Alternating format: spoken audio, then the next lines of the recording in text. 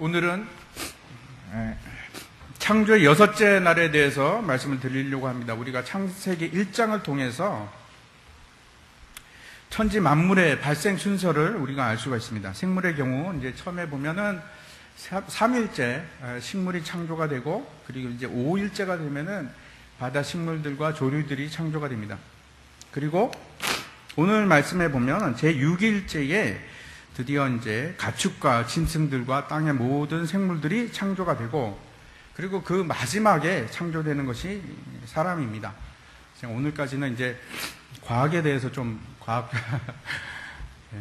대해서 제가 말씀을 드리는데, 이제 찰스 다윈이라는 사람이 우리가 잘 알고 있지 않습니까? 이 사람이 1859년에 종의 기원이라는 논문을 발표합니다. 근데 너무나 그 당시로서는 센세이셔널한 아주 놀라운 발표였습니다. 이것이 얼마나 영향을 끼치냐 하면 지금까지 150년밖에 되지 않았습니다. 그 발표한 후에 150년밖에 안 했는데, 사람들의 모든 사상이, 기본적인 사상이 진화론으로 바뀌게 됩니다. 물론 우리 믿는 사람들을 제외한 다른 사람들을 얘기합니다. 그래서 저것이 생물학뿐만 아니고 모든 학문과 연구에 있어서 기본적인 토대를 이룹니다. 진화론이라는 것이 엄청난 그 역할을 하게 됩니다. 그 진화론이라는 것이 이런 거 아니겠습니까? 한 종으로부터 시작해서 점점 시간이 지나면서 자연의 영향을 받아서 변화를 일으키고 여러 가지 종류의 개체들로 진화되었다 하는 것이 진화론입니다. 이 아주 단순한 논리입니다. 이것이 답니다. 뭐 복잡한 것이 아무것도 없습니다. 그래서 어떤 사람들은 이 진화론을 이보다 더 아름다운 설이 있을까, 이보다 더 아름다운 논리가 있을까 하는 이야기를 하기도 합니다. 진화론의 핵심이 있는데, 그것이 뭐냐면 한 종에서 다른 종으로 바뀐 것입니다. 예를 들어서 뭐 이제 자손을 낳고 하다가 자손이 작은 놈이 태어나기도 하고 큰 것이 태어나기도 하고 약간 이상하게 이거는 종의 변화가 아닙니다.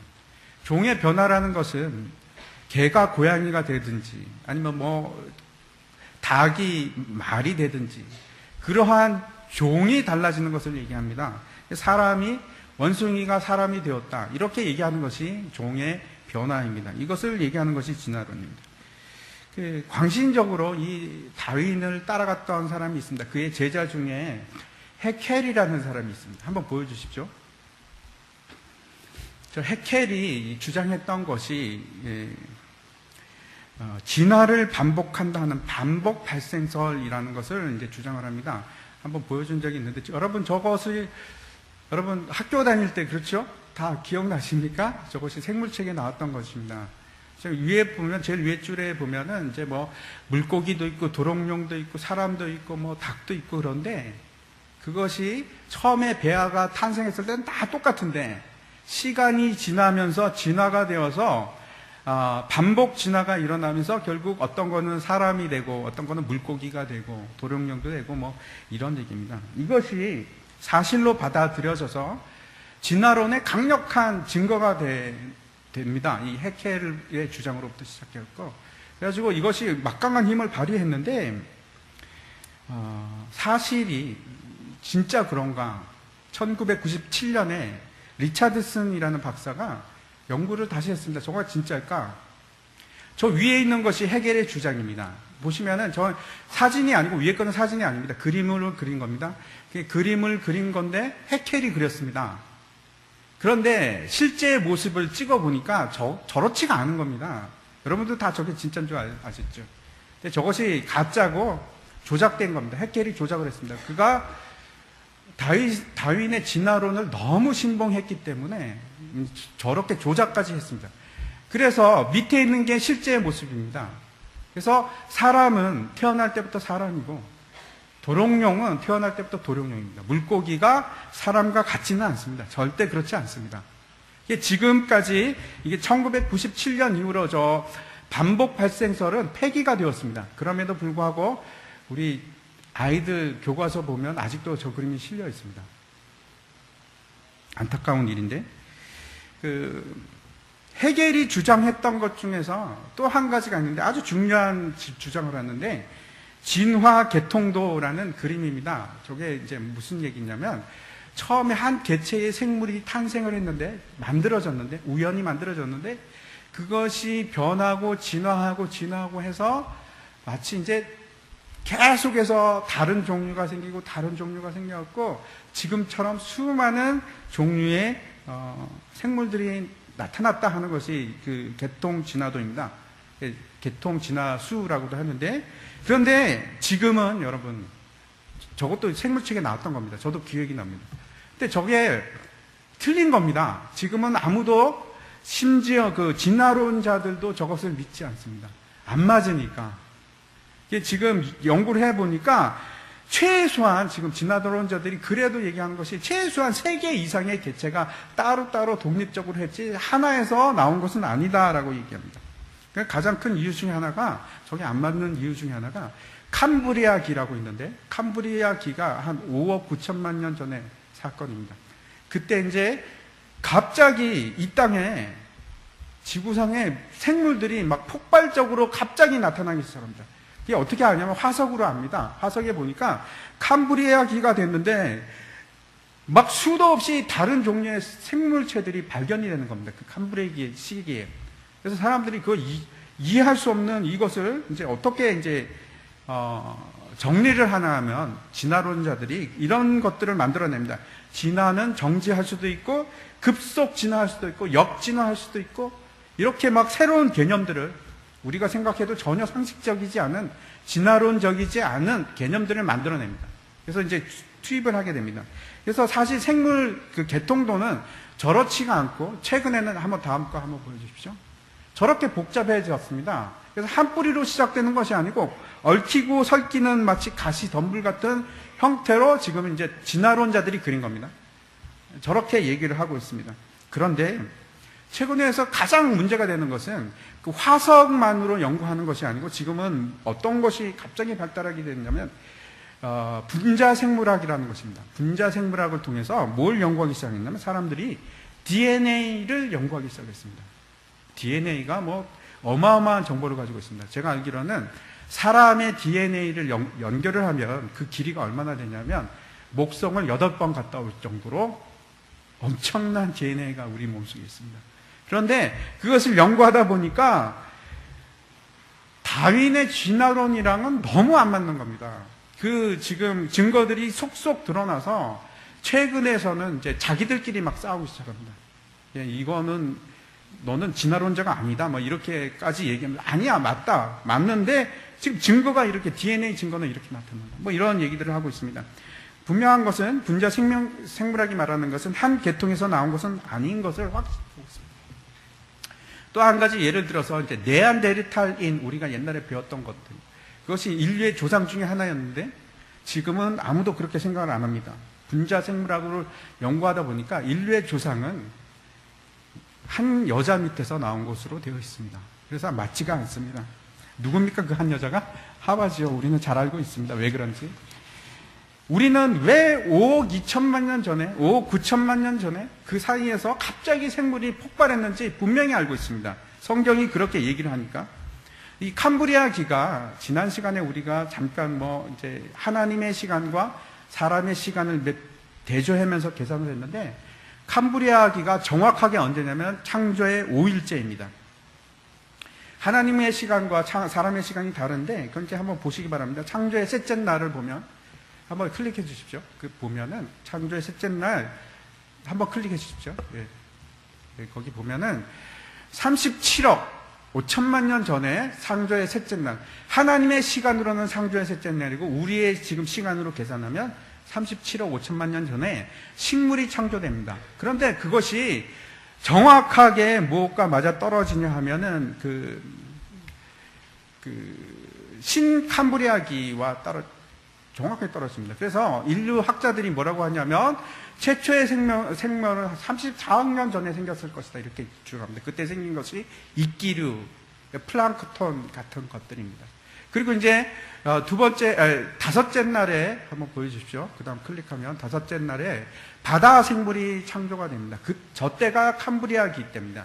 5억 년이 좀 넘었을 때인데 급격하게 갑자기 생물이 이 땅에 지구에 막 생겨나기 시작한 겁니다.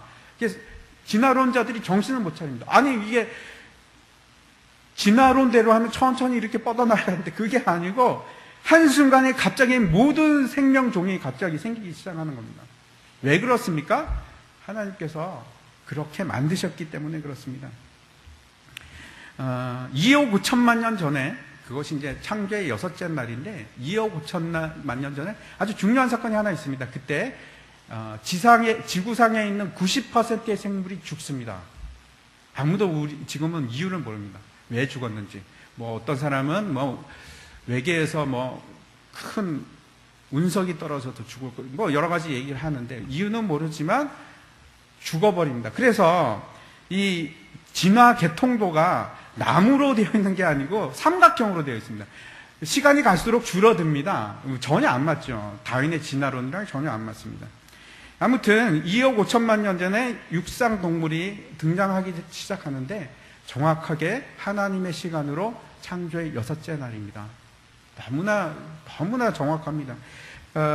제가 창세기 1장 21절과 24절 말씀을 한번 보시기 바랍니다. 제가 읽어보겠습니다. 하나님이 큰 바다 짐승들과 물에서 번성하여 움직이는 모든 생물을 그 종류대로, 날개 있는 모든 새를 그 종류대로 창조하시니 하나님이 보시기에 좋았더라. 하나님이 땅의 짐승을 그 종류대로, 가축을 그 종류대로, 땅에 기는 모든 것을 그 종류대로 만드시니 하나님이 보시기에 좋았더라. 제가 말씀드리는 것은 생물의 종은 진화되어서 만들어진 것이 아니라 처음부터 하나님께서 그 생물을 각 종류마다 다 만드셨습니다. 그렇게 해서 이제 성경에 등장한 동물들의 종류를 보면 바다 짐승이 있고, 그리고 물에서 움직이는 생물이 있고, 조류가 있고, 이 조류는 곤충을 포함해서 얘기하는 것입니다. 그리고 기는 것도 있고, 파충류, 그 다음에 모든 움직이는 생물, 그리고 땅의 가축이라는 것은 큰 짐승을 얘기합니다. 이것을 다 하나님께서 각각의 종류대로 다 만드셨습니다. 이것이 여러분 화석으로 지금 증거로 남아 있습니다. 갑자기 나타납니다. 갑자기. 절대로 진화론적으로 나타나지 않습니다. 모든 생물을 창조하신 후에 하나님께서 마지막으로 창조하신 것이 있는데 사람입니다. 왜 하나님은 창조의 마지막에 인간을 창조하셨을까? 왜 하나님은 인간과 다른 동물을 다르게 만드셨을까? 그 다른 점은 도대체 무엇일까? 하는 것을 우리가 오늘 같이 생각해 보았으면 좋겠습니다. 26절을 보시기 바랍니다. 26절을 한번 우리가 같이 읽도록 하겠습니다. 시작. 하나님이 이르시되 우리의 형상을 따라 우리의 모양대로 우리가 사람을 만들고 그들로 바다의 물고기와 하늘의 새와 가축과 온 땅과 땅에 기는 모든 것을 다스리게 하자 하시고 라고 되어 있습니다. 하나님께서 사람만 만드실 때 아주 독특하게 만드십니다. 두 가지 다른 점이 있는데 다른 그 창조물과 다른 것이, 첫 번째, 하나님께서 성삼위 하나님의 합의하에 사람을 창조하십니다. 다른 동물을 창조하실 때는 전혀 그런 언급이 없습니다. 그런데 사람을 만드실 때는 성삼위 하나님, 성부 하나님, 성자 하나님, 성령 하나님이 우리가 우리의 모양대로 우리가 사람을 만들고 이렇게 기록을 하고 있습니다. 왜 그토록 하나님께서 천지를 창조하실 때 독특하게 만드셨을까? 제가 처음에 이제 창세기에 대해서 말씀을 드릴 때 하나님께서 이 천지를 창조하신 데는 분명한 목적이 있다고 말씀을 하셨습니다. 제가 말씀을 드렸습니다. 그 목적이 무엇이냐? 하나님께서 우리를 자녀로 삼기 위해서 창조하셨습니다. 놀랍지 않습니까? 이 세상 모든 것을 만든 것이 결국은 저와 여러분을 하나님의 자녀로 만들기 위해서. 근데 왜?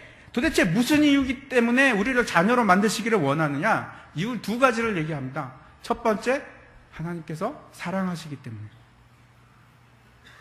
하나님께서 우리를 사랑하시기 때문에 거룩하고 흠이 없는 존재로 만드시기 위해서, 그 사랑하는 자를 거룩하고 흠이 없게 만드시기 위해서 천지를 창조하셨다라고 얘기를 하고 있고, 두 번째 이유가 있는데, 두 번째 이유에서는 이렇습니다. 우리에게 거저 주는 은혜 때문에 하나님께 영광을 드러내고 그 영광을 찬송하게 하시려고 하나님께서 우리를 창조하셨다, 이렇게 얘기하고 있습니다. 우리에게 거저 은혜로 막 주니까 우리가 너무나 놀라고 기뻐가지고 하나님을 찬송합니다, 하나님을 찬양합니다. 그렇게 하기 위해서 이 세상을 창조하셨다라고 기록을 하고 있습니다. 따라서 하나님의 창조의 목적의 가장 중심에는 무엇이 있냐면 사람입니다. 다시 말씀드려서 우주 만물의 모든 목적은 그 하나하나가 다 목적을 가지고 창조가 되었는데, 그 속에 중요한 핵심이 우리가 하나님을 영광을 돌리고 하나님의 자녀가 되기 위한 것입니다. 그래서 시편 148편을 한번 보시기 바랍니다. 거기에 이렇게 기록이 되어 있습니다. 제가 한번 읽어보겠습니다. 할렐루야, 하늘에서 여호와를 찬양하며 높은 데서 그를 찬양할지어다. 그의 모든 천사여 찬양하며 모든 군대여 그를 찬양할지어다. 해와 달아 그를 찬양하며 밝은 별들아 다 그를 찬양할지어다. 하늘의 하늘도 그를 찬양하며 하늘 위에 있는 물들도 그를 찬양할지어다. 그것들이 여호와 이름을 찬양하면 그가 명령하심으로 지음을 받았음이로다. 그가 또 그것들을 영원히 세우시고 패하지 못할 명령을 정하셨도다. 너희 용들과 바다여 땅에서 여호와를 찬양하라. 그 뒤에 보면은 세상 모든 만물들 다 너도 찬양해, 너도 찬양해, 이렇게 찬양할 것을 명령하고 있습니다. 여러분, 밖에 나가면 꽃이 있지 않습니까? 잘 보시기 바랍니다. 말을 합니다. 무슨 말을 하냐면 하나님을 찬양하고 있습니다. 밖에 나가서 별을 보시면 그 별이 말하는 바가 있습니다. 하나님 찬양입니다. 그 목적을 위해서 하나님께서 그 천하 만물을 창조하시고, 그리고 그렇게 함으로써 우리에게 그것을 가르쳐 주는 겁니다. 하나님을 찬양하도록. 그것이 세상 만물의 목적입니다. 두 번째, 하나님께서 사람을 독특하게 창조하신 이유에 대해서 얘기를 하고 있는데, 창조하신 방법에 대해서 얘기를 하고 있는데, 뭐라고 하냐면 우리의 형상을 따라 우리의 모양대로 사람을 만드셨다고 말씀을 하십니다. 성부, 성자, 성령 하나님께서 합의하에 인간을 창조하시는데, 다른 생물들과 다른 동물들과 독특하게 어떻게 하냐면 다른 것들은 그렇게 만들지 않습니다. 그런데 사람을 창조할 때 하나님의 형상을 따라서 하나님의 모양대로 만드셨다라고 얘기를 하고 있습니다. 도대체 하나님의 형상이 무엇이길래, 도대체 하나님의 형상이 무엇일까? 같이 한번 생각해 보았으면 좋겠습니다. 이 형상이라는 단어가 히브리어로 체렘이라는 단어인데, 그 쓰임새를 보면 주로 모습을 드러낼 때 체렘이라는 단어를 씁니다. 그래서 이런 겁니다. 우상 같은 것도 체렘이라는 단어를 씁니다. 모습을 통해서, 예를 들어 토끼상이 있지 않습니까? 그러면 토끼상을 보면서 토끼, 이렇게 알도록 하는 것이 형상을 따라서 만드는 겁니다. 다시 말씀드려서 우리가 만약에 하나님의 형상으로 만들어지면, 그렇죠? 우리를 보면은 생각나는 것이 있습니다. 하나님. 이해가 가십니까? 여러분을 보고 여러분이 하나님의 형상으로 만들어졌으면, 그렇죠? 여러분을 보면은 느껴지고 떠오르는 형상이 있는데, 하나님. 그렇게 만드시기 시작했다는 겁니다. 그러면 이 모양이라는 것이 뭐냐면 데무트라는 단어인데, 이것은 겉모습보다 내면적인 것을 주로 많이 얘기를 합니다. 비슷한 성질이나 특성 같은 거, 이런 겁니다. 서로 얘기를 하다가 저 사람, 이 사람 성격을 보니까 하나님의 성격을 닮았네. 마치 내가 하나님을 대하는 것 같으네. 그렇게 우리를 창조하시기를 원하셨다는 겁니다. 그게 하나님의 형상대로, 우리의 모양대로, 하나님의 모양대로 짓는 것입니다. 지어지는 것입니다. 그러면 한번 생각해 보십시오. 그러면 하나님은 모습이 있을까? 우리가 하나님의 모습대로 만들어졌다면, 그러면 우리의 모습하고 하나님의 모습은 사람의 모습하고 비슷할까? 어떻게 생각하십니까? 하나님이 우리 같이 생겼을까요? 이제 미켈란젤로의 그림 같은 거 보면 하나님이 이렇게 수염난 할아버지처럼 그려져 있지 않습니까? 정말 그럴까요? 하나님은 영이시기 때문에 불가시적입니다. 볼 수가 없습니다. 그러면 보이지 않는 어떤 정형화된 모습이 없는데 어떻게 그것이 우리의 저 모습을 보면 하나님의 모습이구나 알 수 있을까? 이 분명하게 이 형상이라는 단어와 모양이라는 단어는 외적인 면과 내적인 면을 다 얘기하는 것입니다. 포함되어 있는 단어가 맞는데 우리의 모습을 보고 불가시적인 볼 수 없는 하나님의 모습을 어떻게 안다는 것일까? 여러분 어떻게 생각하십니까? 하나님의 형상이 도대체 무엇일까? 고린도 후서 4장 4절을 보겠습니다. 제가 한번 읽어보겠습니다. 그 중에 이 세상의 신이 믿지 아니하는 자들의 마음을 혼미하게 하여 그리스도의 영광이 복음의 광채가 비치지 못하게 함이니 그리스도는 하나님의 형상이니라. 그리스도는 하나님의 형상이니라. 하나님의 형상이 바로 누군가 하면 예수 그리스도입니다.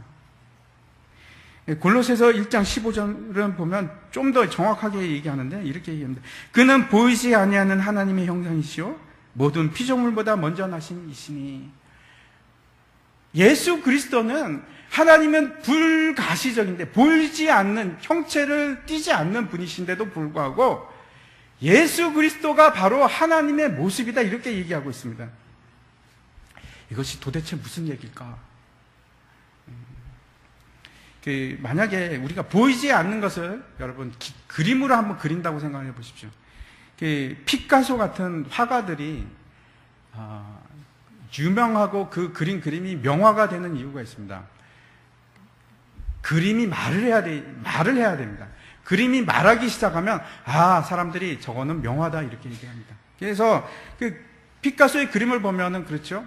우리가 잘 이해 못하지만 정말 이상하게 생겼네 하지만 그 그림을 보면 그 그림이 우리에게 뭔가 얘기를 하는 듯한 느낌을 받습니다. 제가 한번 준비한 그림이 있는데 밀레의 만종이라는 그림입니다.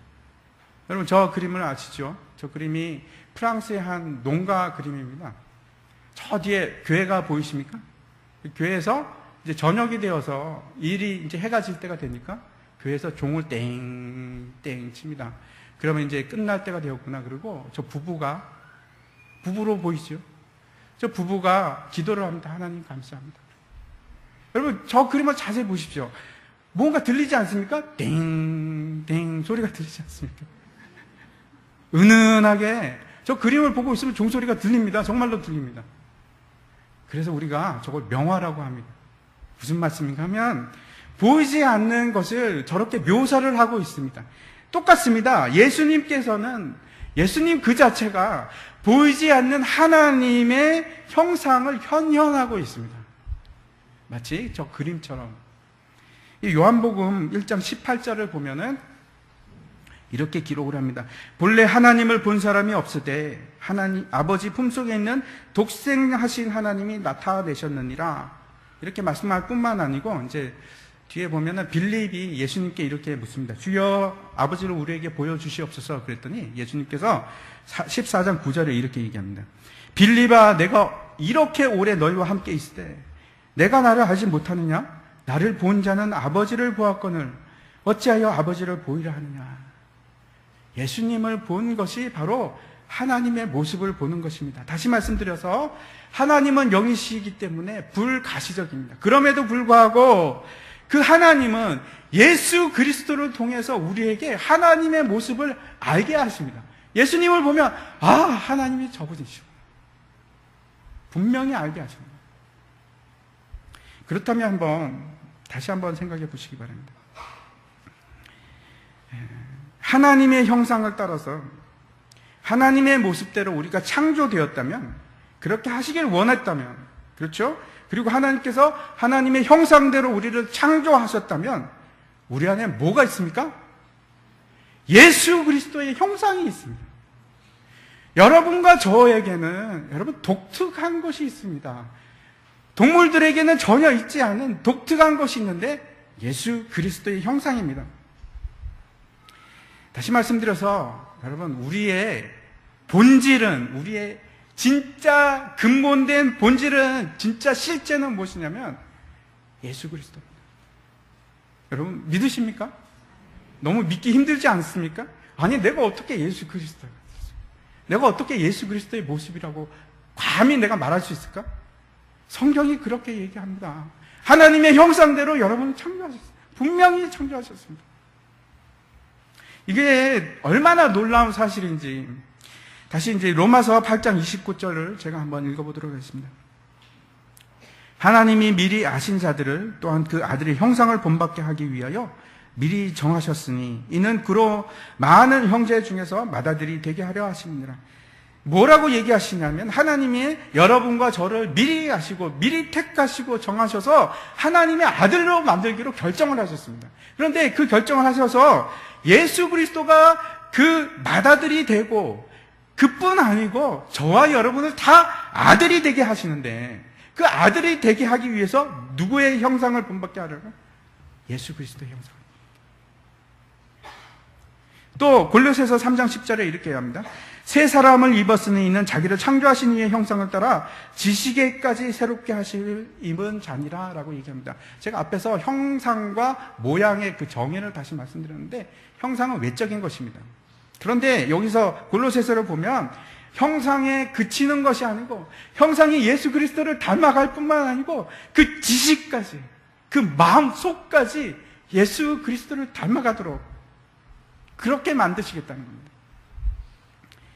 이렇게 여러분 우리가 하나님의 형상을 입게 되고 찾게 되기 시작하면서 우리가 할 수 있는 일들이 생기는데 그것이 본문 26절에 기록이 되어 있습니다. 제가 다시 한번 보겠습니다.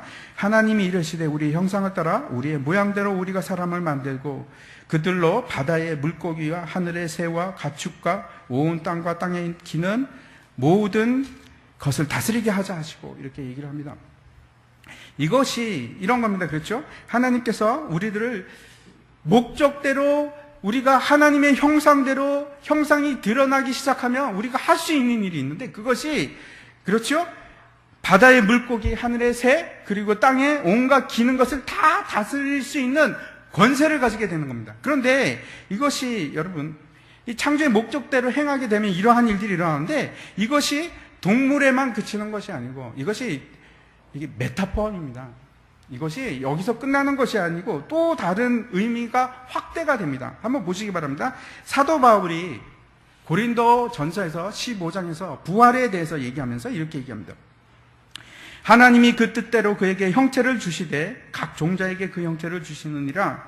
육체는 다 같은 육체가 아니니 하나는 사람의 육체요 하나는 짐승의 육체요 하나는 새의 육체요 하나는 물고기의 육체라. 하늘에 속한 형체도 있고 땅에 속한 형체도 있으나 하늘에 속한 것이 영광이 따로 있고 땅에 속한 것이 영광이 따로 있으니 해의 영광이 다르고 달의 영광이 다르며 별의 영광도 다른데 별과 별의 영광이 다르도다. 모든 사람이 여러분 다 똑같은 영광을 가진 것이 아니고 모든 사람이 다 똑같은 육체를 가진 것이 아니고 마치 사람처럼 보이지만 어떤 사람은 물고기입니다. 물고기의 육체를 가지고 있습니다. 물고기라는 것이 물 밑에 있는 것들입니다. 앞에서 우리가 기억나십니까? 물이 무엇을 의미하는 것이 세상을 의미합니다. 세상에 속한 육체도 있고 어떤 육체는 땅에서 기는 육체도 있고 짐승과 같은 육체도 있고 어떤 육체는 새와 같은 육체도 있고 그 영광이 다 다릅니다. 그 형체가 다 다릅니다. 그런데 그 모든 사람을 다스리는 자가 있는데 그 모든 자들을 다스리는 자는 누군가 하면 예수 그리스도의 형상을 가진 자. 예수 그리스도의 형상을 가진 자가 하나님의 말씀을 통해서 예수 그리스도의 말씀을 통해서 그리고 하나님의 말씀대로 행하게 함으로써 그 사람들을 다스리는 자가 됩니다. 왕이 된다는 뜻입니다. 놀랍지 않습니까? 하나님께서 이 창세기를 기록하셔서 주시는데 누구한테 주시냐면 첫 번째 독자가 애굽 땅에서 노예 생활을 하다가 풀려나서 지금 가나안 땅으로 향하고 있는 이스라엘 백성에게 주십니다. 430년을 노예 생활을 하던 사람들입니다. 그런데 그 사람한테 이렇게 얘기하시는 겁니다. 야, 너희가 어떤 사람인지 아느냐? 너희는 그런 노예가 아니야. 너희는 그런 죄의 속박을 받는 노예가 아니야. 너는 하나님의 영광의 형상을 이어받은 자야. 너 잊지 마라. 너는 세상을 지배할 수 있어. 애굽의 사람들을 네가 통치할 뿐만 아니고 심지어는 해와 달도 통치할 수 있는 그런 힘 있는 권세를 받은 자들이야. 이렇게 지금 하나님께서 말씀하십니다. 여러분 우리 주위에도 한번 보십시오. 아무런 힘이 없는 것 같이, 그렇죠? 그런 사람들이 있는데, 저 사람 왕이구나. 저 사람을 보면 마치 하나님을 보는 것 같고. 그런 사람들이 있습니다. 우리 주위에도 있지 않습니까? 저 집사님을 보면 내가 감동이 돼. 저 집사님을 보면 정말 저 집사람이 아무것도 안 하고 섬기기만 하는데도 저 사람이 나보다 훨씬 높은 사람 같아.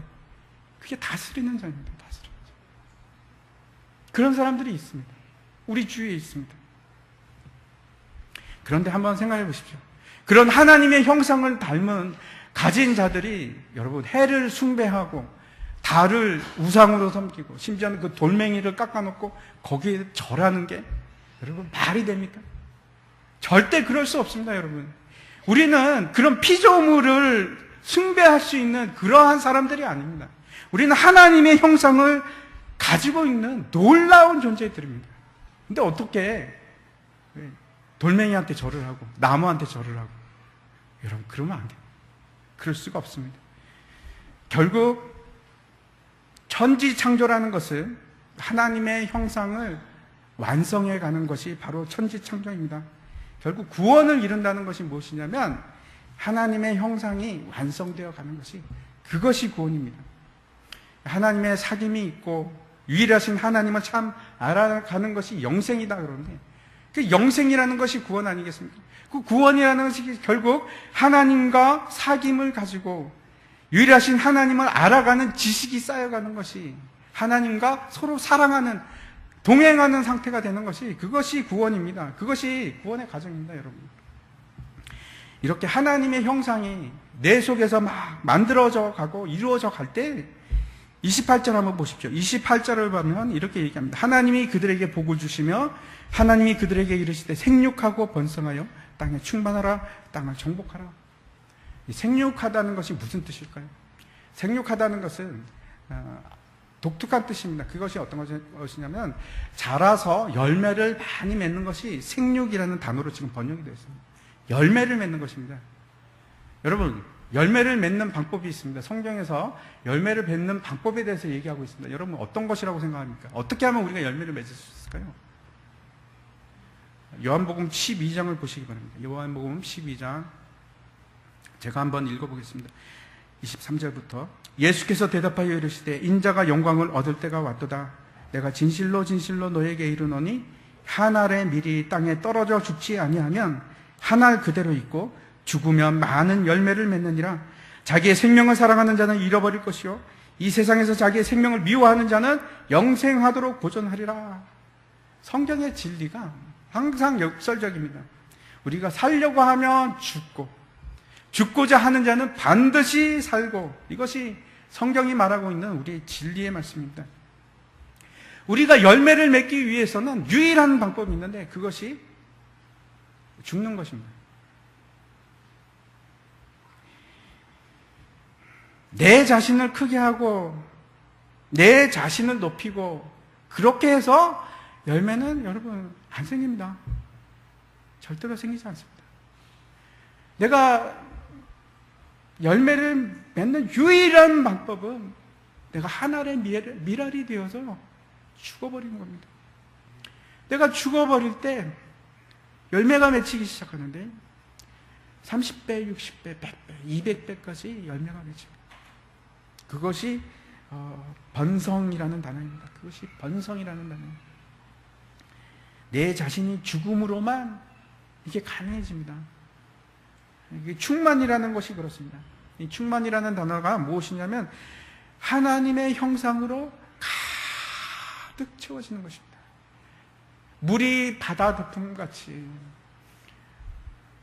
하나님을 아는 지식이 온 땅에 가득하게 되는 것입니다. 그것이 충만입니다. 내 자신이 하나님의 형상으로 채워질 때 그때 일어나는 것들을 지금 얘기하고 있는 것입니다. 그 휘장을 지나서 지성소로 들어가면은 우리가 이제 처음에 이제 뜰부터 배웠는데 성소에 그 성막의 뜰을 지나서 성소로 들어가고 성소에 세 가지가 있죠. 등잔대가 있고 떡상이 있고 금향단이 있는데 그것을 지나서 이제 그 휘장을 지나서 지성소로 들어가면 안에 법궤가 있습니다. 그 법궤가 무엇인가 하면 조각목으로 만들어졌습니다. 조각목이라는 것이 쓸모없는 나무들입니다. 아주 아무데나 흔하게 구할 수 있는 그런 나무들입니다. 좋은 나무가 아닙니다. 그것으로 궤를 만들고 그것을 금으로 쌉니다. 예수님의 인성과 신성을 뜻합니다. 그리고 그 안에 두는 것이 있는데 그것이 출애굽기에 보면 십계명 돌판입니다. 히브리서에 가면은 거기에 또 만나 돌 항아리도 들어가 있고, 그리고 또 아론의 쌍난 지팡이도 들어가 있지만, 우리가 다시 한번 십계명의 주의에서 한번 집중해서 한번 생각해 보시기 바랍니다. 십계명이 무엇입니까? 율법을 대표하는 그러한 법입니다.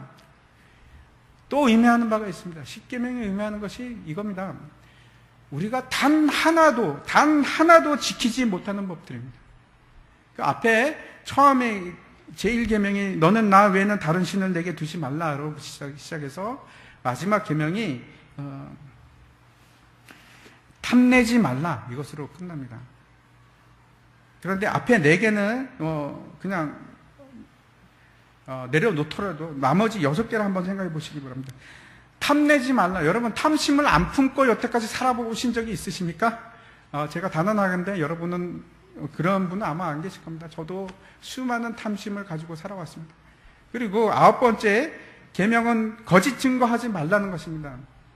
다시 말씀드려서 거짓말하지 말라는데, 여러분 이 땅에 살아오시면서 지금까지 거짓말 한 번도 안 해보신 분 계십니까? 없죠.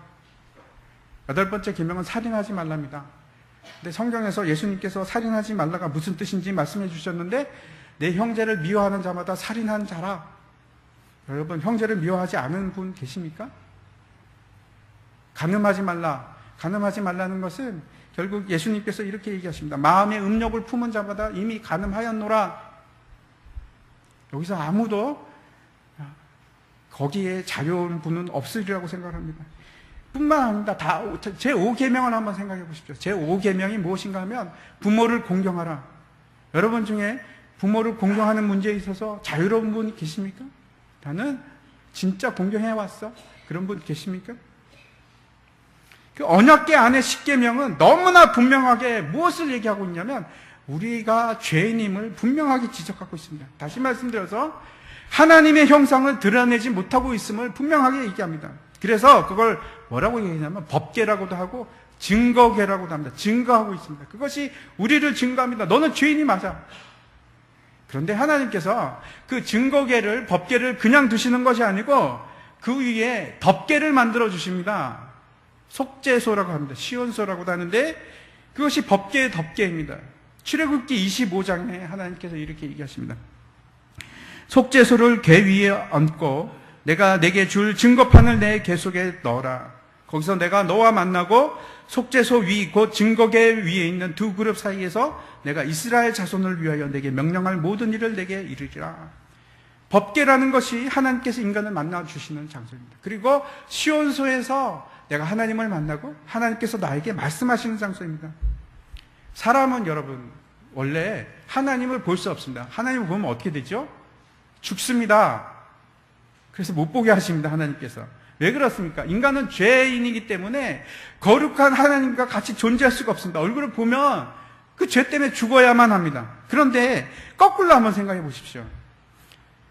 그렇다면 우리가 하나님을 보는 방법은 무엇입니까? 예? 죽어야만 합니다. 내가 죽지 않으면 속죄소에게 나아갈 수 없습니다. 내가 율법 아래서 내 육체가 죽지 않으면 여러분 우리는 속죄소로 나아갈 수가 없습니다. 내 모습은 완전히 죽어야 되고, 그리고 내 속에서 살아있는 것은 예수 그리스도의 형상, 내 원래의 본질이 드러나기 시작할 때, 그때 비로소 하나님을 만나볼 수가 있습니다. 이것이 승리의 방법입니다. 여러분, 휘장을 지나서 성소로 나아간다는 것이 결국 예수 그리스도를 따라서 휘장이 찢어지듯이 우리의 육체가 찢어지고, 예수께서 피 흘리시고 십자가에 달린 것처럼 우리도 동일하게 십자가에 달립니다. 여러분 오해하지 마십시오. 우리가 예수 그리스도가 십자가에서 죽으셨기 때문에 나는 룰루랄라 나는 괜찮아가 아니고, 성경에서 분명히 증거하고 있는 것은 나도 예수 그리스도와 함께 십자가에 죽지 않으면 내가 십자가를 지지 않으면 결코 구원을 이룰 수가 없습니다.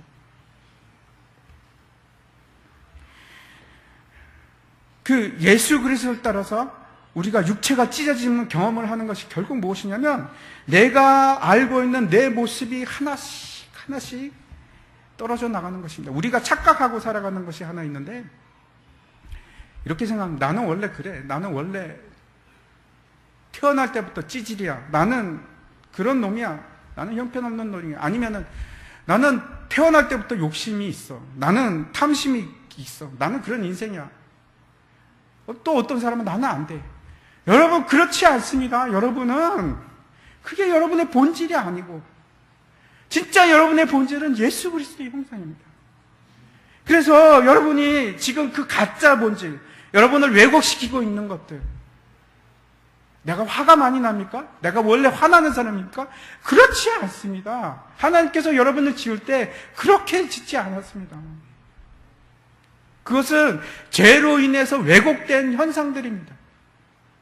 그걸 하나씩 하나씩 잘라내고 떨어내는 것이, 그것이 한 걸음, 오늘 우리가 찬양했듯이 보혈을 지나 하나님 품으로 한 걸음씩 한 걸음씩 나아가는 겁니다. 피가 뚝뚝 떨어질 때 여러분 예수 그리스도의 피만 떨어지는 것이 아니고 나의 피도 같이 떨어지는 겁니다.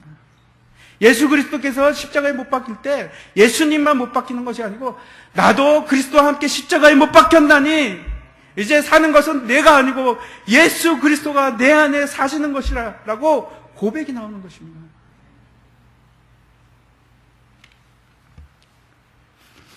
우리가 원래 창조의 형상은 하나님의 형상입니다. 여러분, 내 자아가 살아있으면, 아직도 내 형상이 살아있으면 이런 생각이 듭니다. 누가 나한테 욕을 하면, 아, 이 자식이 나 욕해? 나를 어떻게 알고 깔보는 거야? 내 의견에 반대하면, 아니, 저 사람, 아유, 참, 우습네. 지가 뭐라고 나를 반대해? 왜 그렇습니까? 내가 살아있기 때문에 그렇습니다. 내 자아가 살아있기 때문에 그렇습니다. 여러분, 화내시는 게 왜 화내시는 줄 아십니까? 내가 살아있어서. 내가 무시당해도 내가 예수 그리스도의 형상만 남아있으면 괜찮습니다.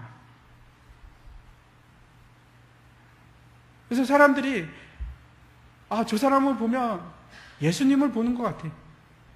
그 사람은 어떻게 된 거냐면 자기 자신을 계속해서 포기하는 사람입니다.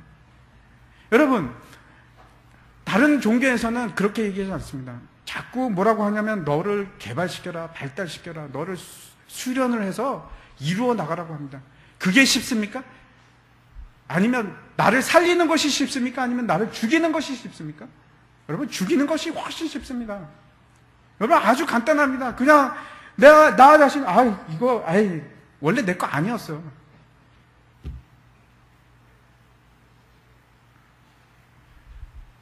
사도 바울이 갈라디아서 이렇게 합니다. 내가 그리스도와 함께 십자가에 못 박혔나니 그런즉 이제는 내가 사는 것이 아니오 오직 내 안에 그리스도께서 사시는 것이라. 이제 내가 육체 가운데 사는 것을 나를 사랑하사 나를 위하여 자기를 버리신 하나님의 아들을 믿는 믿음 안에서 사는 것이라. 제가 오늘 지성소에 가는 길을 말씀을 드립니다. 하나씩 내 자아를, 나의 나됨 증거들을, 내 증명서 있지 않습니까? 나는 이걸 잘하는 사람이야, 나는 저걸 잘하는 사람이야, 그 자랑들 있지 않습니까? 그거 하나씩 떼는 겁니다. 나의 나됨, 사람들이 아 저거는 김정민이야 이렇게 얘기하는 것들이 있지 않습니까? 그거 하나씩 떼내요. 그게 지성소로 가는 길입니다. 한 걸음씩 한 걸음씩. 여러분, 결코 어렵지 않습니다. 그냥 포기하면 됩니다. 나를 부인하고, 그래, 그거 내가 아냐, 나 그거 안 할래, 그냥 나 예수님이 좋아, 내 예수님의 형상만 남게 할 거야. 그렇게 하고, 그게 그렇게 어려운 일이 아닙니다. 여러분, 포기하지 마시기 바랍니다. 그렇게 하면 주위 사람들이 여러분을 다르게 보기 시작할 겁니다. 세상 사람들이 우리 교회를 다르게 보기 시작할 거고, 예수 믿는 사람들을 다르구나, 하나님을 보는 것 같아. 하나님의 형상이 드러나는구나. 예수 그리스도를 보는 것 같아. 저 사람, 저 집사님 어떻게 저럴 수 있을까? 그게 간단합니다. 나를 끊어내는 겁니다. 나를 끊어내는. 내가 아니야. 나 그거 안 할래. 세상 사람들은 이렇게 얘기합니다. 너 자신을 사랑해라. 근데 성경은 그러지 않고 내 육체를 미워해라. 내 능력을 발휘하라. 성경은 그렇게 얘기하지 않고 네가 약할 때 하나님께서 강할 때, 네가 힘이 없을 때 하나님께서 역사하신다. 너는 잘할 수 있어. 아니요. 성경에서 말하는 건 나는 안 돼요. 나는 안 되고 예수님 하십시오. 나는 못합니다. 내가 하면 죄밖에 나오는 것이 없습니다. 내가 하면은 싸움밖에 안 나옵니다. 우리가 하나님의 형상을 완전히 회복하지 못하면 여러분 지성소에서 그 속죄소에서 하나님을 만날 수가 없습니다. 나를 부인하고 십자가의 길을 가는 겁니다. 여러분 같이 가십시다. 할 수 있습니다. 매일매일 조금씩 나의 나됨을 끊어내십시오. 나의 직명들, 내 자랑들 끊어내시고 거기에 뭘로 채우냐면 예수 그리스도 형상으로 채워놔. 그게 여러분의 본질입니다. 오늘도 우리 또 나중에 이제 내적 치유 세미나인데 동일한 겁니다. 여러분 내 성격을 내가 바꿀 수 있습니까? 내가 바꾸려고 하면은 집니다. 그게 아니고 포기하는 겁니다. 내 자신을 포기하는 겁니다. 나를 살리려고 하니까 안 되는 겁니다. 내가 죽을 때, 내가 십자가에 같이 죽을 때, 예수 그리스도와 함께 죽을 때, 그때 하나님의 영광이 드러나기 시작합니다. 같이 기도하겠습니다.